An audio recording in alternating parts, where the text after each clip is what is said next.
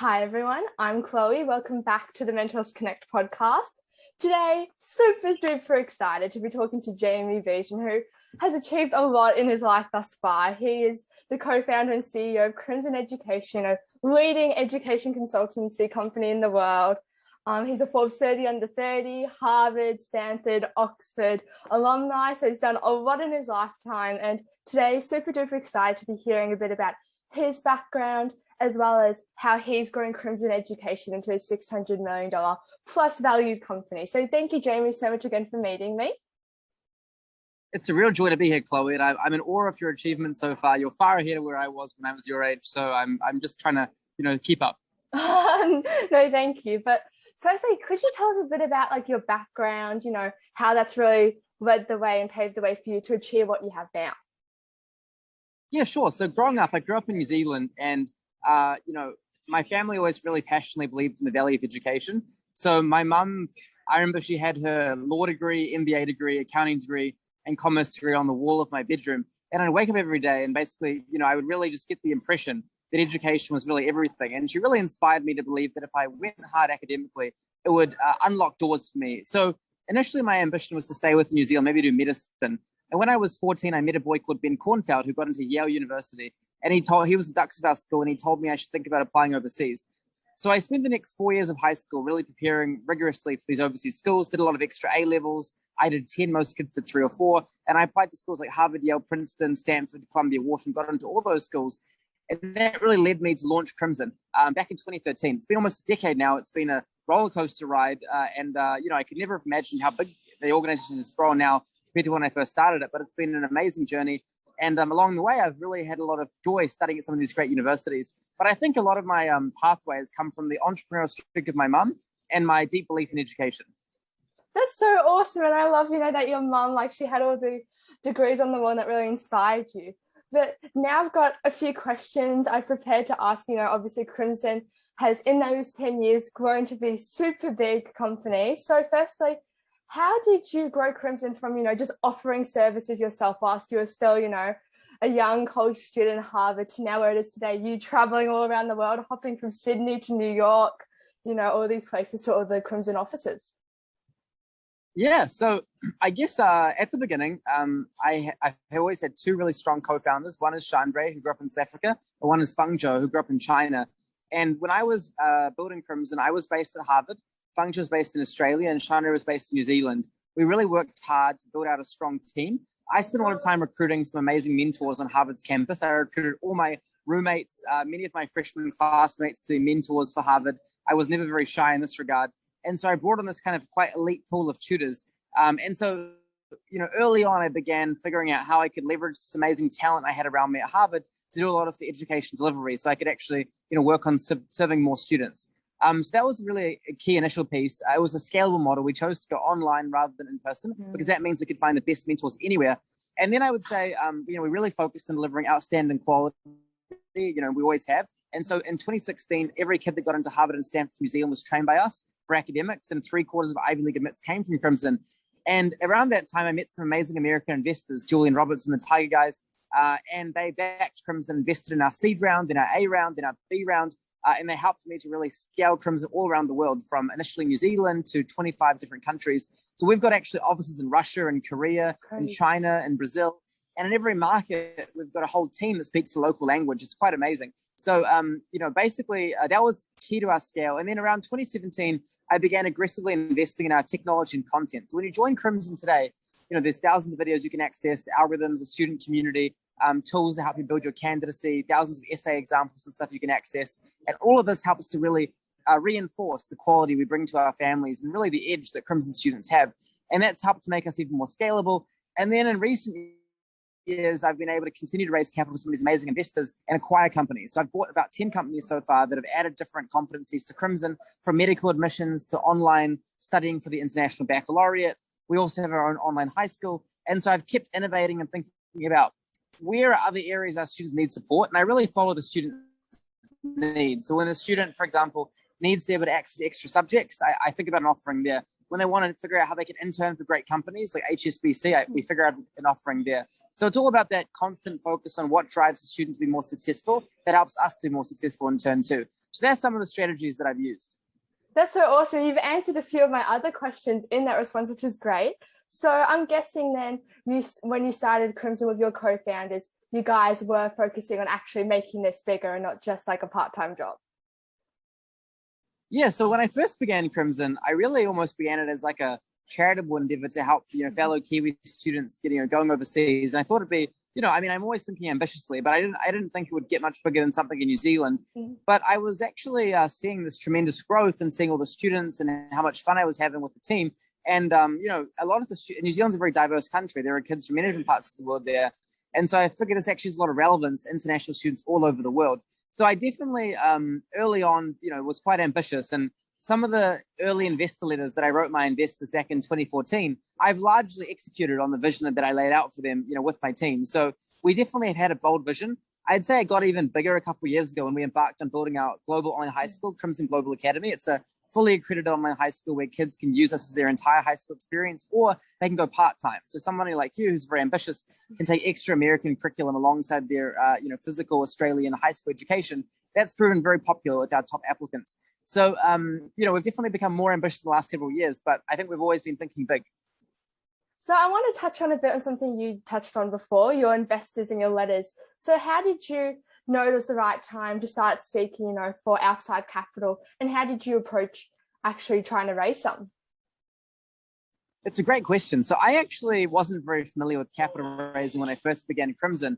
I began Crimson with about $40 in my bank account and really no outside funding at all. And I did what we call bootstrapping for the first sort of 18 months, where I grew Crimson using the revenue that came in from, programs when students would enroll to continue to invest and, grow out our offerings, etc.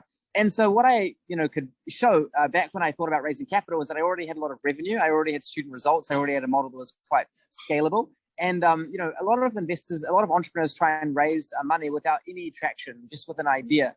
And, the market's changed a little bit in the last couple of months, but at least until recently, that was very feasible. However, when I did this, I already had that revenue traction, which meant that I could, have more conviction in what I was going to build.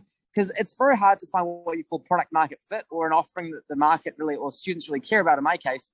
And luckily we had that before I started embarking on raising capital. The idea came to me because I was working at the Ice Angels, which is like a venture fund. And I saw many entrepreneurs raising capital, and I thought, we could actually use this capital to go faster.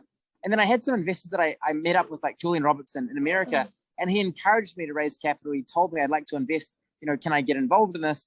And, I guess that also sort of, I jumped on the opportunity as well. So I recommend to your listeners to be agile. When the opportunities come up, jump on them, strike them, I think. And that was definitely something that I did back when I first raised my first million of capital when I was 19, which was quite exciting. No, that's so unbelievable and so amazing. So everyone, all young entrepreneurs, listen to Be Agile. But now continuing on, you kind of touched on it before, everything you've touched on, which is good. But, what is Crimson focusing on to continue to lead the EdTech space and leading education consultancy? So the first thing is, we're of course always focused on giving the students the best possible support for university guidance. Just this year, we had 132 Ivy League admits. We've passed about 500 Ivy League admits total. We've passed 3,000 top 50 US admits. So we actually send more kids to the Ivy League schools than most countries now around the world. And we have, a huge scale of kids going over for, the broader US, UK schools. So I'm really focused on making sure that if you're an ambitious student in Australia, Crimson's the place you want to enroll for that great support we bring our families. And we track very carefully our student success rate versus the general averages. And our students are about 4 to 7 times as successful as those kids applying without Crimson's help. So we really focus on that because we want to make sure students have got a really big advantage when they come and use Crimson's network. To do that, we're always thinking about new content, new features we can put on our app, more mentors that we can bring on board, extension services. So today, if you're sitting in Australia, you can intern for PwC or HSBC or Uber through Crimson. You can work with Ivy League professors on a research paper through us. You can compete in amazing competitions, get leadership roles, take extra subjects like the APs that most Australian high schools don't offer.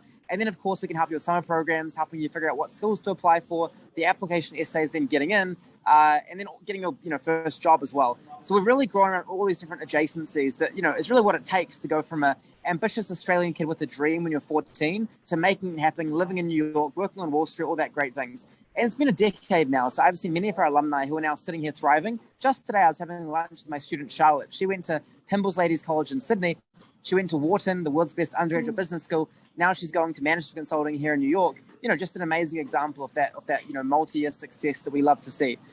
We've kept innovating by expanding into online study resources for the IB and the A levels, as well as with this fully accredited online high school. We've gone from being part of the journey to the US to, in some cases, for many students, the entire journey. And I want to keep innovating and challenging the fairly relaxed, complacent traditional schools with our innovative online model. No, definitely innovative. Crimson Education. I'll leave the link in the description, everyone, as well, so you can check out what they're doing. It's pretty impressive, pretty unbelievable. So before we start finishing up, I just wanted to ask you, how have the skills you've gained, you've attended some of the world's best institutions, Harvard, Stanford, Oxford. How have the skills you've gained at these places helped you launch Crimson and grow it to what it is today?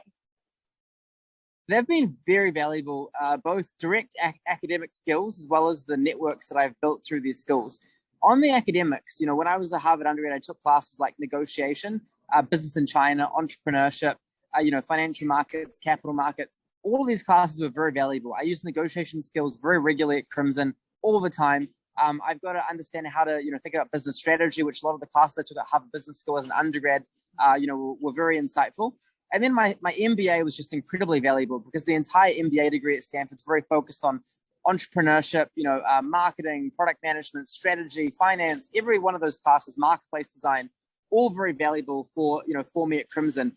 And then my PhD at Oxford was focused on what drives student outcomes in online schools. So that's even more relevant, you could say, to how we built the online school. And then I also did a master's in education at Stanford, which again is very focused on this too. So I've really focused at every step on, degrees that have helped me build concrete skills that make Crimson stronger and better and more effective. At the same time, the social networks have been very valuable. My chief operating officer at Crimson is a guy called David Fried, a very smart cookie, went to Harvard, worked at Goldman Sachs, top investment bank, and he's our COO. And, I met him at Harvard doing, finance courses at 2 a.m., eating Chinese food, trying to finish these problem sets. So, that network came in. At Stanford, I met classmates who ended up becoming, multi-million-dollar investors in Crimson after they sort of met me and got to know the story. I've had classmates join us from Stanford to launch our countries like Japan for Crimson, run by one of these Stanford alumni. So the social network has been very valuable for me, as well, and all those connections that I've built both for employees, for investors, for our mentors. So I've definitely seen both the impact of the direct academic skills as well as the social networks.